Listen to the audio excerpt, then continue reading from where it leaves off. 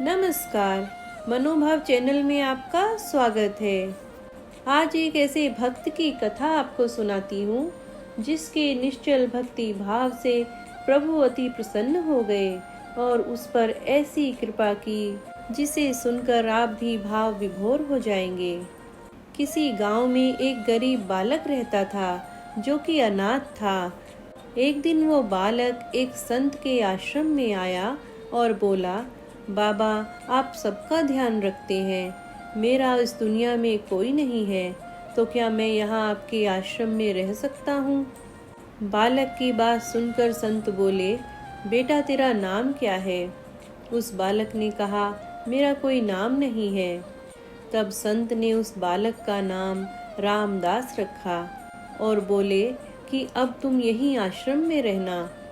रामदास उसी आश्रम में रहने लगा और आश्रम के सारे काम भी करने लगा। उन संत की आयु उस समय 80 वर्ष की हो चुकी थी। एक दिन वो अपने शिष्यों से बोले कि मुझे तीर्थ यात्रा पर जाना है, तुम में से कौन कौन मेरे साथ चलेगा और कौन कौन आश्रम में रुकेगा? संत की बात सुनकर सारे शिष्य बोले कि हम आपके साथ चलेंगे, क्योंकि उनको पता था कि यहाँ आश्रम में रुकेंगे तो सारा काम करना पड़ेगा। इसलिए सभी बोले कि हम तो आपके साथ तीर्थ यात्रा पर चलेंगे। तब संत सोच में पड़ गए कि किसे साथ ले जाएं और किसे नहीं, क्योंकि आश्रम में किसी का रुकना भी आवश्यक था। तो बालक रामदास संत के पास आया और बोला, बाबा, अगर आपको ठीक लगे तो मैं यहीं आश्रम पर रुक जाता हूँ। संत ने कहा, ठीक है, पर तुझे काम करना पड़ेगा। आश्रम की साफ सफाई में भले ही कमी रह जाए, पर ठाकुर जी की सेवा में कोई कमी मत रखना। रामदास ने संत से कहा कि बाबा, मुझे तो ठाकुर जी की सेवा करनी नहीं आती, आप बता दीजिए कि ठाकुर जी की सेवा कैसे करनी है, फिर मैं वैसे ही सेवा करूँगा। संत रामदास को अपने साथ मंदिर में ले गए और वहाँ उस मंदिर में राम दरबार की झांकी थी। श्री राम जी, सीता जी, लक्ष्मण जी और हनुमान जी थे।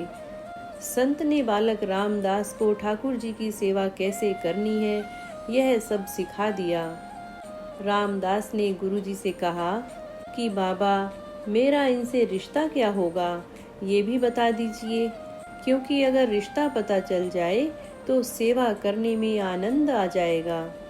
उन संत ने बालक रामदास से कहा कि तू यह कहता था ना कि मेरा कोई नहीं है, तो आज से यह राम जी और सीता जी तेरे माता पिता हैं। रामदास ने साथ में खड़े लक्ष्मण जी को देखकर कहा, अच्छा बाबा, और ये जो पास में खड़े हैं वो कौन हैं? संत ने कहा, ये तेरे चाचा जी हैं, और हनुमान जी के लिए कहा कि ये तेरे बड़े भैया हैं। रामदास सब समझ गया और फिर उनकी सेवा करने लगा। संत शिष्यों के साथ यात्रा पर चले गए। रामदास का आज सेवा का पहला दिन था और वह सुबह उठकर स्नान करके भिक्षा मांग कर लाया और फिर भोजन तैयार किया। तत्पश्चात भगवान को भोग लगाने के लिए मंदिर आया। रामदास ने श्री राम, सीता, लक्ष्मण और हनुमान जी के आगे एक एक कर थाली रख दी और बोला, अब पहले आप खाओ, फिर मैं खाऊंगा। रामदास को लगा कि सच में भगवान बैठकर खाएंगे, पर बहुत देर हो गई, रोटी तो वैसी की वैसी ही थी। तब बालक रामदास ने सोचा, नया नया रिश्ता बना है तो थोड़ा लजा रहे होंगे। रामदास ने पर्दा लगा दिया। बाद में खोलकर देखा तब भी खाना वैसे का वैसा ही था। अब तो रामदास रोने लगा कि मुझसे सेवा में अवश्य ही कोई गलती हो गई है, इसीलिए खाना नहीं खा रहे हैं प्रभु, और यह नहीं खाएंगे तो मैं भी नहीं खाऊंगा, चाहे मैं भूख से मर जाऊं। रामदास कहने लगा, मैं तो पहाड़ से कूदकर ही मर जाऊंगा। रामदास मरने के लिए निकल जाता है। तब भगवान राम जी हनुमान जी को कहते हैं, हनुमान, जाओ और उस बालक को लेकर आओ और बालक से कहना कि हम खाना खाने के लिए तैयार हैं। हनुमान जी जाते हैं और रामदास कूदने ही वाला होता है कि हनुमान जी पीछे से पकड़ लेते हैं और बोलते हैं, क्या कर रहे हो? रामदास कहता है, आप कौन? हनुमान जी कहते हैं, मैं तेरा बड़ा भैया हूँ, इतनी जल्दी भूल गए? रामदास कहता है, अब आए हो इतनी देर से? वहाँ बोल रहा था कि खाना खा लो, तब आए नहीं, अब क्यों आ गए? तब हनुमान जी बोले, पिताश्री का आदेश है, अब हम सब साथ बैठकर खाना खाएंगे। फिर राम जी, सीता जी, लक्ष्मण जी, हनुमान जी साक्षात बैठकर भोजन करते हैं। इसी तरह रामदास रोज उनकी सेवा करता और भोजन करता। सेवा करते करते 15 दिन हो गए। एक दिन रामदास ने सोचा कि कोई भी माँ बाप हो, वो घर में काम तो करते ही हैं, पर मेरे माँ बाप तो कोई काम नहीं करते, सारा दिन खाते रहते हैं। मैं ऐसा नहीं चलने दूंगा। रामदास मंदिर जाता है और कहता है, पिताजी कुछ बात करनी है आपसे। राम जी कहते हैं, बोलो बेटा, क्या बात करनी है?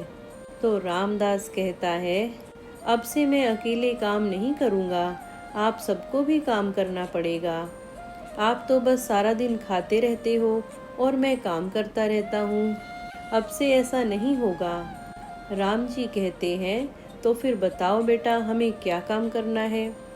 तो रामदास कहता है, माताजी, अब से रसोई आपके हवाले, और चाचा जी आप सब्जी तोड़ कर लाओगे, और भैया हनुमान आप लकड़ियाँ लाएंगे, और पिताजी आप पत्तल बनाओगे।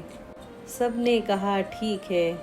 अब सभी साथ मिलकर काम करते हुए एक परिवार की तरह सब साथ साथ रहने लगे। एक दिन वो संत तीर्थ यात्रा से लौटे तो सीधा मंदिर में गए और देखा कि मंदिर से प्रतिमाएं गायब हैं। संत ने सोचा, कहीं रामदास ने प्रतिमा बेच तो नहीं दी। संत ने रामदास को बुलाया और पूछा, भगवान कहाँ गए? रामदास भी अकड़कर बोला कि मुझे क्या पता, रसोई में कहीं काम कर रहे होंगे। संत बोले, ये क्या बोल रहे हो? रामदास ने कहा, बाबा, मैं सच बोल रहा हूँ, जब से आप गए हो ये चारों काम में लगे हुए हैं। वो संत भागकर रसोई में गए और सिर्फ एक झलक देखी कि माता सीता भोजन बना रही हैं, श्री राम पत्तल बना रहे हैं। तभी अचानक वह चारों अदृश्य हो गए और मंदिर में विराजमान हो गए।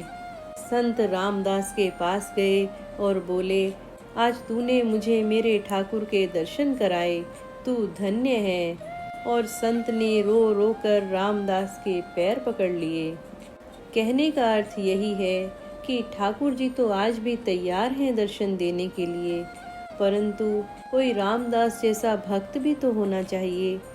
इसलिए भक्ति सदैव निश्चल भाव से करनी चाहिए, जिससे ईश्वर अवश्य ही प्रसन्न होते हैं और भक्त के सभी दुख संताप हर लेते हैं। तो प्रेम से कहिए, जय सिया राम।